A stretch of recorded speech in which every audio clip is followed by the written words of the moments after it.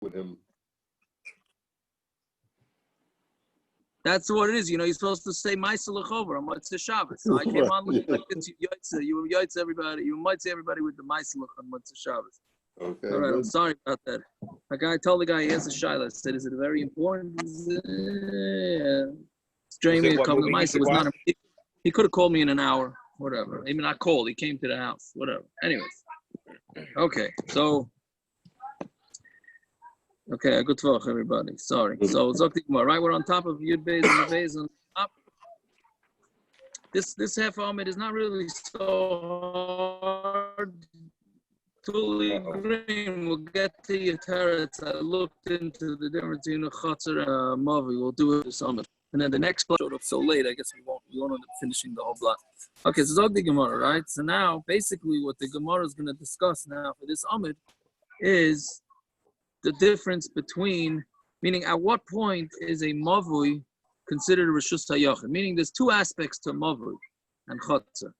One is that can you carry in there, which is an issa d'Rabbanan, right? Meaning it's not a deraisa, so it's not a street, it's just a courtyard or a street, right? So that's one part of it. The other part of it is when if somebody would take something and carry it from a reshus harabim and put it into the mavui. So how many, meaning when is that mavui considered a reshus hayachid that he would be chayiv for, right? Meaning, so again, there's two ways to make a mavui. Meaning, we're saying your mavui needs a beam and a lechi, right? So that means if it doesn't have a beam and a lechi, are you going to be chayiv for throwing it? I mean, does it have a din of reshus hayachid now or not? Right? Meaning, there's machlokes whether it needs a beam, two beams, right? A lechi, all that. Does that make a difference if you would carry from reshus harabim into there or from there to reshus harabim? Does that make a difference?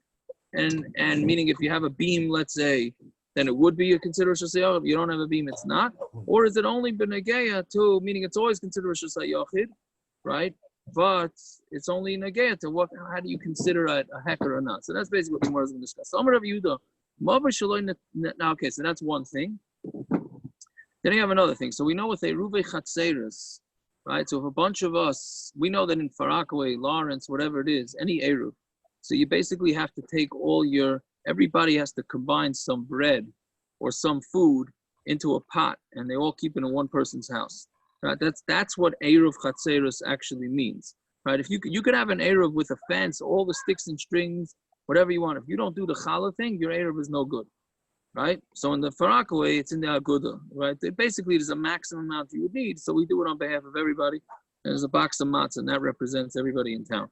Right? So you need that for Eruvin Chatzeres. Then, if you're going to take a bunch of Chatzeres that open up into a street, like we've been talking about, then each one of those Chatzeres has to do this same process with each other. So basically, everybody's got to do a double layer bread. One is for the people within that courtyard, and then all the different courtyards that combine with each other need to also do this piece of bread, right? An additional bread, right? So I'm Rav Yehuda.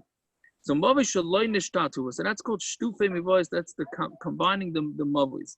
So I'm Rav Yehuda. Mavui shaloi nishtatu by a mavui that they didn't do shutfus, meaning there's a courtyard and none of the chatzeros did the bread thing. So lechi, you can make a kosher with a lechi. Hazarik l'sayich, and if you put a lechi there, then hazarik l'sayich chayiv. If somebody stands in reshus harabim and throws a ball into this mavui that has a lechi, then you're chayiv. For those that are just joining, we're mamish on the top of Yud Beis on the top third line down. But if you put a kaira there, hazarik l'sayich potter. If all you use is a beam, then if you're going to throw it in there, you are potter. Now, clearly, what the Gemara is saying is that only a lechi makes it that it's its own reshus. So therefore, you throw from reshus harabim into it, you're going to be chayiv. But if you use a kaira, that's improper, and therefore it's still going to be considered part of reshus harabim, even though it's not really reshus harabim. But it's certainly not going to be reshus hayachid enough to make you chayiv. So maskal of reshus, time of the shtatu by. It seems like the reason why you're saying it is because all the different chatzeros didn't combine bread to make themselves into one mavui. But had they done shutvas, right, then then hechsher b'kari would also be chayiv. This loaf of bread that every chatzer has to combine into a mavui, that's what's making it reshus hayachid, reshus haram. Again, the first line of the Gemara was that if they didn't combine to one mavui, then it's going to make a difference if you do a lechi yakar. So the Gemara asks a simple question: whether they give each other a loaf of bread, that's going to make a reshus hayachid, reshus haram. That shouldn't have anything to do with it. All right, Vatani chatzeros sharabim. If you have chatzeros that are in the public, meaning that's all chatzeros, and mavuis she'enin mufulashim, and you have mavui that's not mafulish, which again mafulish means it's open on both ends, right? So if it's not mafulish, it's a dead end like Rose Street. Bain irvu, bain lo irvu, hazarik l'seicha chayiv. Whether they made an erev, whether they didn't make an erev, if it's a dead end and you throw it into there, you're going to be chayiv, right? So. But again, it has to be a mavui. Rose Street would not have a chiyuv. If you throw it from Cornega into Rose Street or from Cedar Lawn into Shayashav, you're not going to be chayiv for that. You're not going to be you're not going to be chayiv for that if there was no. Well, maybe into Shayashav, maybe, but not into Rose Street because it's part of the city. But whatever it is, the point is that it's a reshus hayachid, reshus harabim, has to do with fences and amounts of people going in and dead ends. It has nothing to do with whether people had put bread together. This is what you have to say. A mavui that's not right for shituf, which means that it's open on both ends, right? Then hechshira belechi. Then if you made it kosher with a lechi, then azarik l'seicha chayiv. Then whoever throws something from the reshus harabim into this mavui is going to be chayiv. Hechshira b'koira. But if you make it kosher with a kaira, azarik l'seicha potter. If you throw it there, you potter. Why? Because it's not because basically he holds that the kaira is there just to remind you, and it's not really separating it from the reshus haram. So therefore, it's as if you threw something into reshus haram. So the Gemara says, "Am l'kasavar lechem mishum mechitzos, the kaira mishum heker." So therefore, we see from this that a lechi actually represents a mechitzos. Meaning, if at the opening to the mavui you put a lechi, right? And that lechi actually represents a mechitzos. So therefore, since it's a mechitzos, if you stand outside this mavui, right, this street, and you throw something in there, so it's considered a separate reshus, right? But if you use a kaira, since a kaira is just there for heker, so since it's only there for heker, so that's not gonna help you anything, and therefore it's considered still a reshus haram. Yeah. Fine. So if you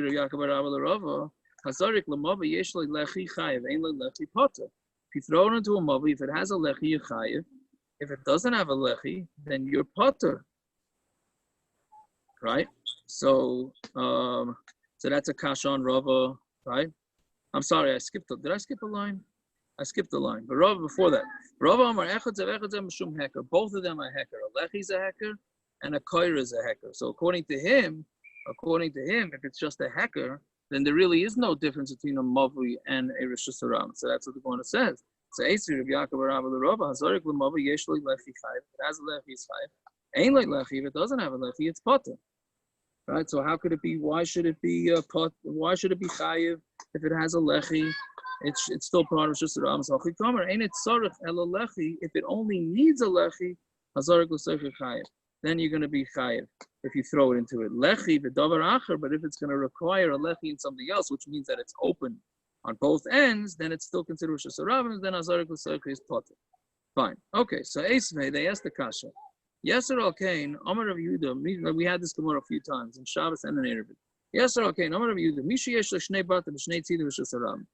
Right? I think the art scroll a couple of blot ago had a picture of this. A guy, yes, you have a wealthy guy. He owns two houses, one on either side of the street. Yeah? They have it on this one too? Oh, okay, very good. So the art scroll has it here too.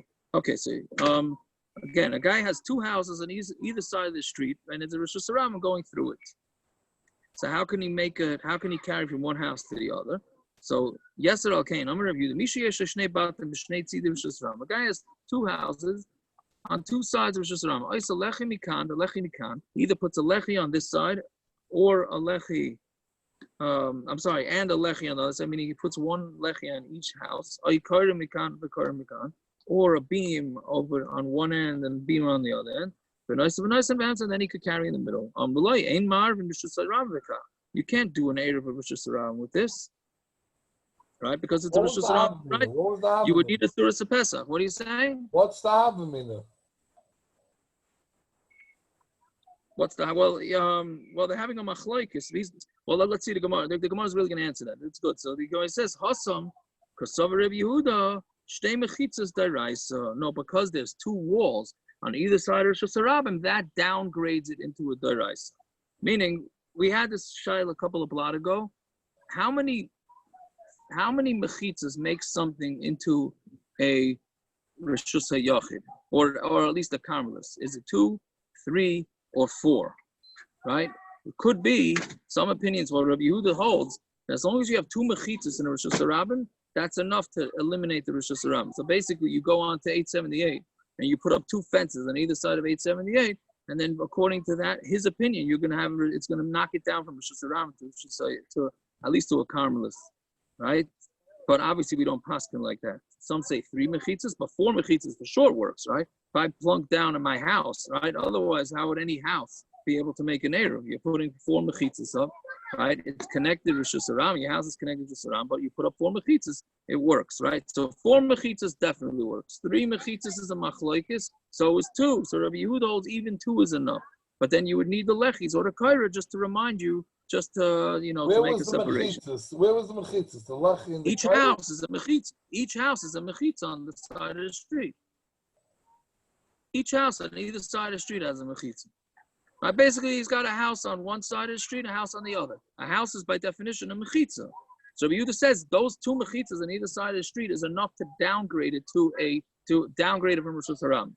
Okay, but now we're afraid that you're going to make carry. Reshus harabim with the houses on the side, it's never really reshus harabim. All right, you're very good. So that's what Rabban, we learned this in the morning. We learned this last Sunday, that according to the Chazon Ish holds, Taka, based on what you're saying, that if a city has roiv mechitzos, even if there's 600,000, that would be enough. Doesn't change it into a reshus hayachid, but it at least makes it enough into a karmelis that you can make an eruv. And that's what those cities that have more than 600,000 that are make eruvin. That's what they're Simon. What? That's what they're Simon. That's what they're Simon. Believe it or not, a kula of the Chazon Ish. Yes. Wow. Yes. And yes, that's what those that use Faraka Erev also would rely on this Chazon Ish. But again, he's saying since it's mostly houses, since at the end of the day, if you go around the entire Erev, most of the Erev does have mechitzos. Now, obviously, you have to bridge the mechitzos with lechis and wires. That you have to do. But it's enough to downgrade it from reshus harabim into a karmelis. Yes, that's what the Chazon Ish says. Wow. Yeah. Anyways, yeah, it's a major kula from the Chazon Ish. Fine. So, but anyway, so that's what Rabbi Yehuda holds, that 2 mechitzos is enough to downgrade it from a daraisa. Therefore, all you would need is a lechi and a kaira. Okay. Amar Rabbi Yehuda Amar Rav. Okay, so that's the hard part of the daf. Fine. Amar Rabbi here from here on in, it's pretty easy. So that the what are you saying?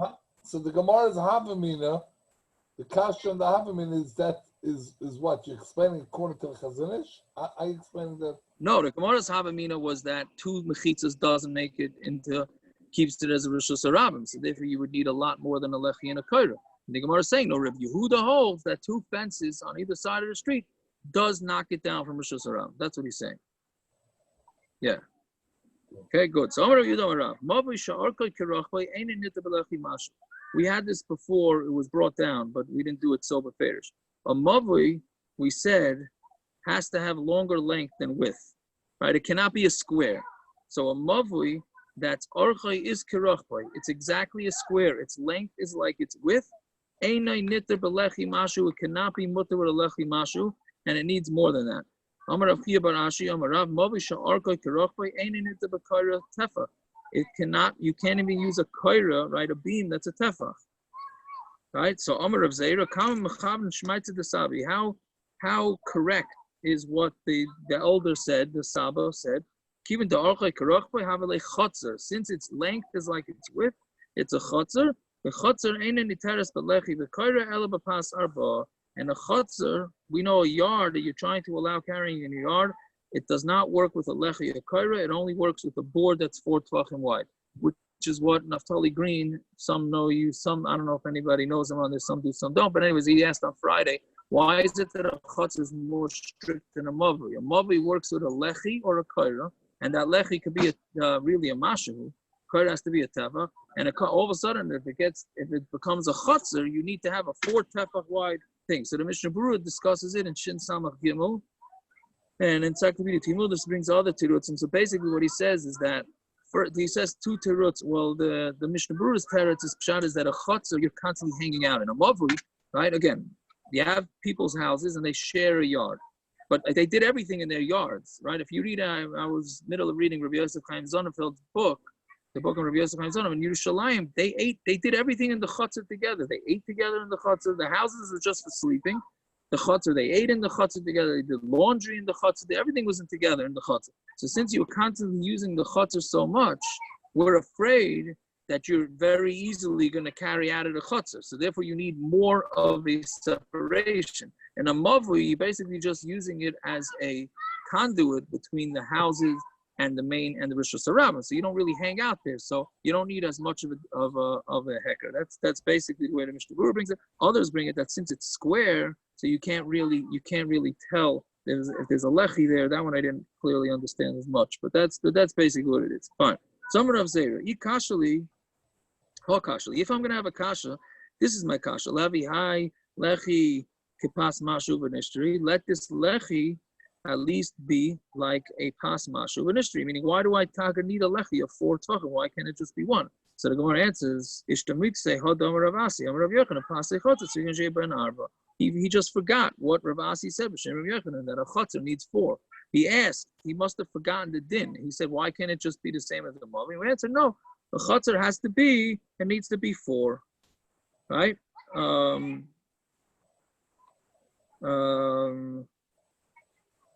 Yeah, that's basically what he's saying. Fine. So Amar Rav Nachman, Naktinon, we hold, right?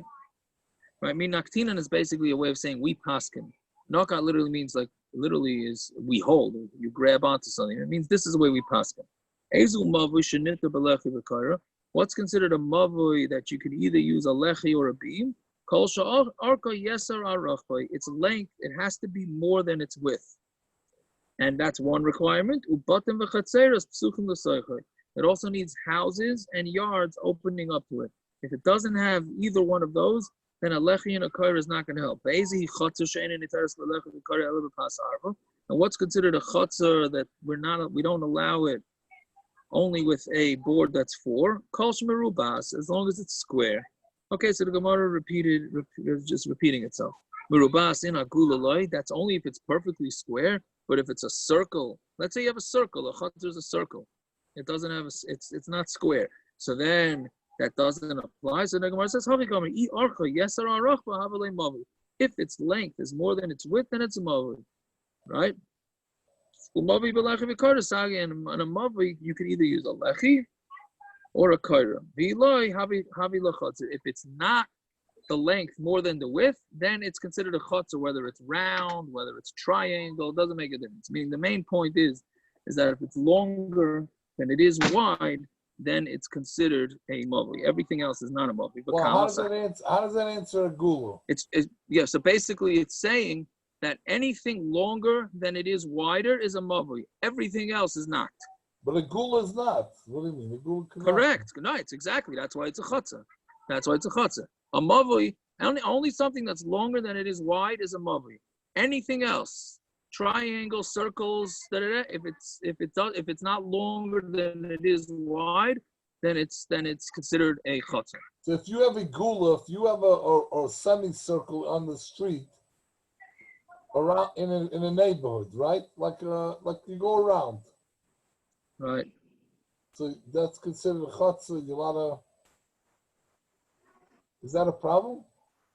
No, it's a chatzer, but it's gonna need it's gonna need a 4 tefach. It's gonna need a 4 tefach beam in order to stop it. In the old days, the 878 used to be a semicircle, right, or something. Oh, you mean the traffic circle? No, yeah. but it would still need a what's it called? It would still need fences. We're just talking about what kind of what kind of lechi it needs. If it's a mavui, it only needs a lechi or a kaira. If it's a chatzer, then it needs 4 tefachim wide. That's all we're trying to define over here. All right? So it says v'kama, and how much does it have to be? So Shmuel thought that it has to be double the length, meaning it has to be twice as long as it is wide. So let's say it would be 10 tefachim wide, the mavui. It would have to be 20 tefachim long in order to qualify as a mavui. No, as long as it's even slightly longer than wide, then that's enough to be considered a mavui, and then you'd be able to use the lenient way of using a lechi or a kaira, and you would not need a lechi that's 4 amos wide. Fine. How do you explain the bottom Rashi? What are you saying? What's pshat in the bottom Rashi? Explains Chavivi. He was the brother of the father and mother of? Well, this is a big zach. Reb Chia, this is a Gemara in Pesachim, I think, right? It's a Gemara in Pesachim. Yeah. Right? That Reb Chia married sisters. He was his uncle from both the mother and the father. That's how it works out. Not Reb Chia. Yeah. Reb Chia was Rav's uncle from 2 sides. That's basically, there was a remarriage there, and it was his uncle from both sides. That's yeah. So again, maybe Sholem or Talmud Echad. Rabbi Kiva Aimer al Zev is right? So the chaylik on both. So the Rabbi Kiva Hainu Tanakama, meaning in the Mishnah, if you look back in the Mishnah, it says first, then we had Rabbi Shmuel, then we had Rabbi Kiva who said no, they're chaylik on both. So the bottom line is you have 2 Tanoim saying exact same thing, right? So what's the difference between them? At the end of the day, they're saying the same thing. So Rabbi Kiva Hainu Tanakama. Rabbi Kiva is the Tanakama.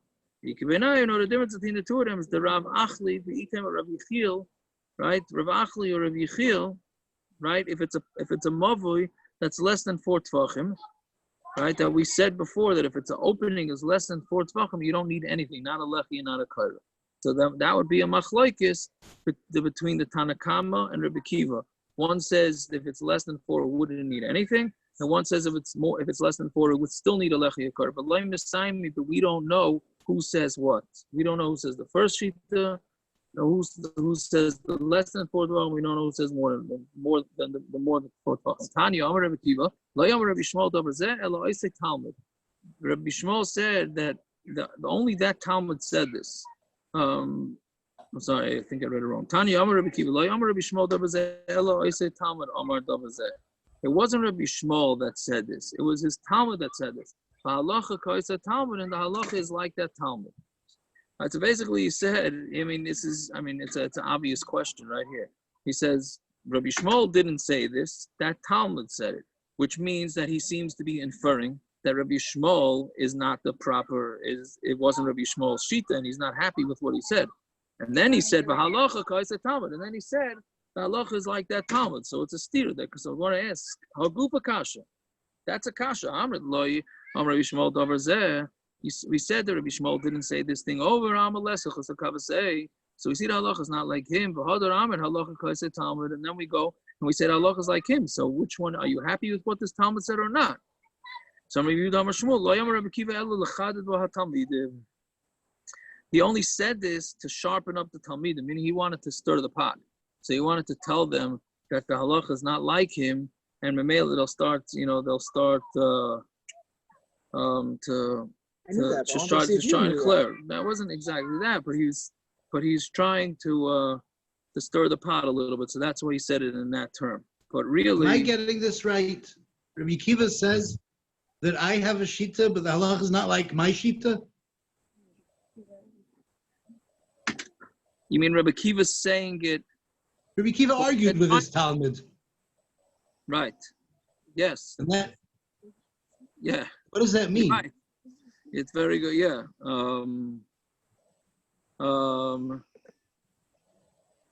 What does Tyson say? No, he's saying no, but it's not. No, because Tyson is just discussing that some other places lechad means like sort of like testing. Here he wasn't testing them. He was just trying to, to try and rile them up. But you're saying that Rabbi Akiva is basically saying that Allah is not like me. Is that what you're saying? Yeah. That's what it sounds In like. the Mishnah, he argues with him, and then he says, Allah is not like me. Right. So doesn't mean that the halacha is not like him, or meaning does it go with the Talmud, or does it go with Rabbi Akiva? But that's not halacha k'maisai. Well, I hear. I don't know. I hear. That's a good question. Yeah. It makes sense with the Gemara Vayter, where we see that Rabbi Akiva always took both sides, which is why he wasn't able to learn with him. So maybe that's the parents. Right, Rabbi Akiva was always taking both sides of the coin. Okay, let's see. Maybe the Gemara will answer it Vayter. Okay. Before we Vayter, can you just have in mind, Rabbi Nathan? I spoke to the Rebbitzin. He needs a lot right now. Okay, so he should have a reshus shalema. Fine. But now we're Nirin Itmar. He didn't say that the halacha is like him. He said Nirin. It seems like, right, that the halacha is like him, but he didn't definitely pass in that way. Okay, so I'm Rabbi Shmuel Levi. Because you have that a bunch of places in Shas that a Talmud Echad, one Talmud said in the name of Rabbi Shmuel. Right, Lefnei Rabbi Akiva, Einay El Rabbi Meir. That's referring to Rabbi Meir. Shashimis to Rabbi Shmuel, v'es Rabbi Akiva. Rabbi Meir did two. How do you call shimush? It's he did yeah, literally it means, but not rotations. What? He interned. He internship. He did waited upon them. What? He learned. By intern, very good. He interned. What? What do you say? He learned by them, right? He learned by Rabbi Akiva and Rabbi Shmuel. The Tanya, Amar Meir, Kishayisi, it's Rabbi Shmuel, Yisimatel Kankantum L'Soichadiyoi. This has nothing to do with Eruvin here, so we get a little break. He says, when I learned by Rabbi Shmuel, I would put kankantum into the diyoi, meaning to the ink, to write the Sifrei Torah, he would put in some kankantum, right? Which was something that the Gemara is going to say later, makes it that it's not erasable. It will not lose the dye will not fade.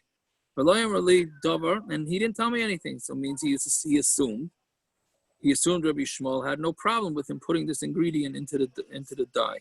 It's Rabbi Akiva Asralai. When I came to Rabbi Akiva, then he told me I'm not allowed to do it. So Gemara says, Aini, it's not true. This whole story seems to be a little different. Because Rabbi Yehuda Amar Shmuel B'Shem Rabbi Meir, right? Rabbi Yehuda said in the name of Rabbi Meir, which we just said that this was Rabbi Meir. So Rabbi Akiva, when I learned Rabbi Akiva, I used to put this kankantum into the dye, into the ink. He didn't say anything to me. Rabbi Shmuel, Rabbi Shmuel said to me, my son, right? Again, another time where they referred to a Talmud as a son. What's your work? He said, I'm a cipher. You have to be careful with malacha. It's malacha shemayim. Perhaps this is a pretty scary thing for anybody who's a cipher. Perhaps you're gonna write one less letter or extra letter. Nimtzas machribes kol olam kuloi, and you're gonna destroy the whole world. So amarti loy davar echad yeshli. I have something with kankantum shemai, and it's called kankantum shani mata l'seichadiyoi. I put it into the ink. Amarli, so he said v'chimatil kankantum l'seichadiyoi. Are you allowed to put this stuff into dye? It says you have to write and you also have to erase. This is talking about by a saita, right? You have to write the parsha and you also have to erase it. So you see that it has to be a ksav that you're able to. It's got to be a ksav that you're able to erase. So the question is going to be. It seems to be reversed. Rabbi Akiva, in the first story, Rabbi Shmuel said yes, Rabbi Akiva said no. Here, Rabbi Akiva said yes, Rabbi Shmuel said no. Yeah, what do you say, Rabbi? I had a chance to look at the Marsha before. So the Marsha says because the whole Sefer Torah is the Shem Hashem, and Hashem looked in the Sefer Torah to make the world. So if you have one extra letter, one or missing, you ruin the whole plan of the whole world. That's what is Machravas Kol Olam. Marshal says that. What if you have one extra? Or if you don't do it exactly the way it's supposed to be, then that's connected with the Ron Shalom, the plan, or it's a name, or because it's a name of Hashem, and you're ruining it one or the other. I think the analogy would be in genetics. If you mess one code of genetic code, you can end up with all sorts of genetic diseases. So Right. just one small DNA, one chain of DNA, it's called a shift. It could be horrendous. So maybe roughly analogous. Very DNA. interesting. Very good, Shkoyach. Very good. Okay, so anyway, so my Karmelei or my Kamahadale. So what did he tell him? What did he answer him? Hachi Karmelei, Lami by Bechaseres via Seras, the Leiti. I'm not worried about anything that's missing or extra. I'm not going to make a mistake, right? Which was interesting. The Bucky, I know, I'm a Bucky. Don't worry about me making a mistake, right? Quite an interesting reply, right? Yeah, well, you don't like that, Big Mo? He said, "I don't worry about making a mistake. I know the Torah. I'm fine with I'm fine with that. Okay. So what Learn a about halacha from here. what? There's a halacha we learn a halacha safras from this. That what? That a Bucky doesn't have to worry. Is that what you're saying? He doesn't have to copy from something. You could just yeah, very good. Yeah. Yeah. I mean, you got to be confident. Let me tell you something. You got to be confident. Let me tell you. Right? Right? But that's what he's saying. But okay, good. So let's say he's a Bucky. But what about if a fly comes in, right? A fly, I'm in the country, so that's not such a hard thing to imagine, right? But a fly comes in and it takes the ink and it erases something. What happens if something out that you... What happens if an ash falls off the cigarette onto the cloth? Oh, yeah, it's a different Shiloh. I can't say I imagine that Shiloh right there. Very good. You say like, oh, yeah, that letter looks a little charcoal color as opposed to black. Okay, anyways. So Ella Afilu Mechitzos Lezvuv Nami. What do you think Kankantum is? What? That it doesn't, well, Kankantum. Okay, yeah. Right, but he says, yeah. Ella Afilu Mechitzos Lezvuv Nami. Even if you want to be chashiv for a fly, perhaps it's going to land on the tagin, or the little, are like the crowns of the words. Some words have these crowns, three crowns, 2 crowns, like these little things sticking up from the, right? So what happens if a fly goes there and erases it? Well, mashrile reish, it'll take a dalid, meaning, or it'll take the extra piece of the dalid and erase it, and it turns into a reish. But I have this kankantum, which I'm going to put into the ink, and it's going to make it that it doesn't erase. So whatever it is, kasha, here's the kasha. Kasha shimush hashimush, kasha asra asa. First, it's a kasha of who he did shimush by first. So one story, it says that he did it by Rabbi Kiva first and then Rabbi Shmuel. And the other one is that he did by Rabbi Shmuel first and then Rabbi Kiva. And it's also kasha, it's asra asa. So bishlam is shimush hashimush like kasha. So shimush hashimush is not a kasha. Me'ekara also like Rabbi Kiva. First, he went and did an internship at Rabbi Kiva. Umedloi matzi lameika malibe. Also like Rabbi Shmuel. Basically, when he started off Rabbi Kiva was so back and forth. Rabbi Kiva was so smart. He could take svaras and go back and forth, and he could take any line of defense that he wants and make it. So he wasn't able. Rameir wasn't able to figure out what does Rabbi Kiva taka hold, because any svara that went on, Rabbi Kiva backed it up, both pro or con, and he was all over the place, it seems. So Rameir couldn't figure out what does Rabbi Kiva hold. So then he went to Rabbi Shmuel, V'gomar, right? V'gomar, and he went and he learned. Then he went to Rabbi Kiva to find out the svaras. Okay, so that part is not the problem. Where does Lag Baimer fit into that? I have no idea. Historically. What? I don't. Yeah, Rameir was one of the 5 Talmidim, no? Yes. Yeah. I don't know. Shmuley, we're gonna put Shmuley Sugar on the case and see where Lag Baimer falls out on that one. Right? Yeah. So Ella Asar Kasha. Isser on Isser is a Kasha. So Gemara answers Kasha. That's Taka Kasha. Yeah. Okay. I didn't look in any of the Mara Mekomis exactly what that means. That's a pretty strong Kasha. Right? Who holds what? Rabbi Kiva or Rabbi Shmuel? Okay. Tani Rabbi Yehuda Aimer, Rameir Haya Aimer, Lachol Matilan Kankantam L'Seichad Yoy, Chutz Mi Parshas Saita. So Rameir held that you're allowed to put this kankantam into all Yoy except for the Parsha of Saita, like we said, because what happens by the Saita? A man is concerned that his wife was promiscuous. So what do we have to do? He goes to the Kohen Gadol, and he writes that you take the Parsha of Saita and you raise Hashem's name and you put it into the mix and she drinks it, and if she's guilty, her stomach busts up, right? So we're saying that since it has to erase, how can you put this kankantam into the Yoy? Then you won't be able to erase it. So the mayor says you can do the whole Torah with it except for Saita. Rabbi Yaakov Amar Mishmai, Chutz Mi Parsha Saita Shabbat Mikdash, except for the Parsha of Saita the Mikdash. Now, what does that mean? It seems to be saying the same thing. My Benayu, what's the difference? Rabbi Yirmiyah Limchayk La Min HaTorah Ika Benayu. Whether you're allowed to erase it from a regular Sefer Torah is the difference. Meaning, one Shita says that you're allowed to use it from the regular Sefer Torah. The other sheet is like, no, you can't erase the Parsha of Saita from the Sefer Torah. You have to take out a cloth, you write over the Parsha of Saita, like on an individual small piece of parchment, and then you erase it from there. There's a man that holds you take it from an actual Sefer Torah? Yeah, it seems like, yeah, 100%.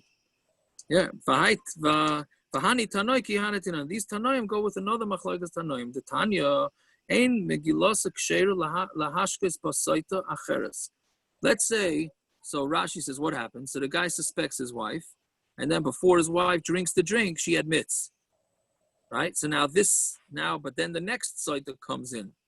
So can we use the Parsha that was written for the first Saita for the second Saita? Right? So Ein Megillas Ksheira Lahashkes Basaita Acheres. The first Tana holds you're not allowed to. It has to be written for specific women. The Megillah is kosher to give to another Saita. So the Chayr is the same machlokes, right? What about if he did it from an actual Sefer Torah? It wasn't written for that. It was just existed beforehand. That's exactly what we're saying. No, that's exactly what we're saying. The one that says that you can't use it, right, is going to say that's from a Sefer. It normally has to be from a Sefer Torah, right? So you have to get another Sefer Torah? No, because the Sefer Torah is not. No Sefer Torah is written. I hope no Sefer Torah is written that with the hope that a site is going to erase it. So meaning, so the one that says that you can't, that it doesn't have to be written with specific intent for a specific site holds that you could use a regular Sefer Torah because that's not written with intent for anybody, right? That's basically. Right, that's what it's saying. So Amar Papa Dil Malahi Had Kan like Amar Tanakama Asam Elakim the Intik L'Shum Rachel. Sulei Hadra Mintik L'Shum Leia. No, he held maybe once you write a Parsha for Rachel, then you're not allowed to use it for Leia. Obviously, using the examples. Avagaba Torah the Stam Michteva Hachanami the Machkina. Right, Mike. So you see, he's saying, but for a Torah, maybe if it's written in a Torah, that's Stam. That's like how do you call it? In cards, what is it? The kids play cards all day. It's a joker, right? If it's written in a Torah, it can work for anything. You know what I mean? It's a wild card, I guess. I don't know, whatever you want to say. Right? So what? Meaning the Gemara is thinking now, if you specifically wrote one parsha for one woman, then you're not allowed to use it for another woman, right? But if it was written in a Torah, then it could be generic. I guess would be the word. Generic would be the word. Amar Rav Nachum Bar Yitzchak Dilmalahi, no, Ad Kan like Amar Rabbi Yaakov Bar Yoshi Hasan Ela Dichted Miyas L'Shum Saita Ba'Olam. By a Sefer Torah, it was written for a site and a site somewhere in the world. I'm sorry, by the what do you call it? When you write it individually for a site, it's written for any site in the world. Avagabi Torah, the Islamic Ksiva. But by a Torah, when it's written to learn from, there you would say, no, nobody would hold it. Either you're not allowed to erase it at all. Right? So basically, we have no specific proof that it's the same machlokes tanaim. But let's lay the Ravacha Bar Yosha had the Tanan Kosav get legarshus ishtoi. Does he not hold that a person who writes a get to divorce his wife, v'nimlach, and he changes his mind, died and he decides he's not going to get divorced, umatzu ben iroi, and he finds somebody in a city. V'amar shimcha kishmi, says, you, the male, have the same name as me. V'shem ishtecha kishem ishti, and the name of your wife is the name of my wife. So pasal legarish, but you're not allowed to use that get, right? Meaning the guy was, he paid the cipher and everything to write the get. Then he changed his mind, which is what we try and get them to do, right? You want to get them to try and change their minds. And then he changes his mind. So now he wants to try and make back his money. So he finds somebody in town who's got the same name as him and the same wife. And he figures he can make a few dollars by pushing off this get and say, hey, I got a good deal on a get. Maybe you want to get divorced, right? So is that a kosher get or not? So that's puzzle, right? So does he not hold here? So if you're holding that a get is puzzle, right? If you hold that a get is puzzle, so then the writing for the saita for a different saita would also be puzzle. So hachiyashta hasam, there it says because of law, right? There it says you write for her ksiv.